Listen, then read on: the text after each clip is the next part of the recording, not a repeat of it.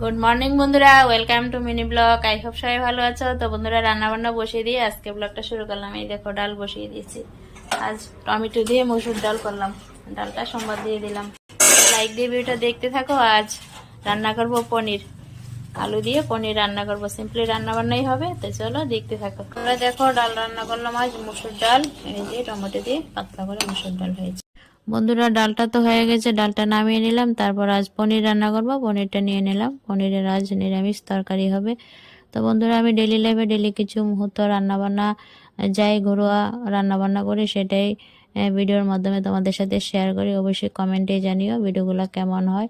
Thank you so much বন্ধুরা, যে যেখান থেকে আমার ভিডিওগুলি দেখো, সাপোর্ট করো। থ্যাংক ইউ আবারও। তো প্লিজ বন্ধুরা, কমেন্ট করবে, লাইক দেবে। লাইক কমেন্টে আমার ভিডিও করার উৎসাহ জাগে। তো এই তো রান্নাবান্না হয়ে গেছে, আজকে রান্নাবান্না। তো আজকের মতন বাই বন্ধুরা, ভালো থাকবে সবাই, টাটা।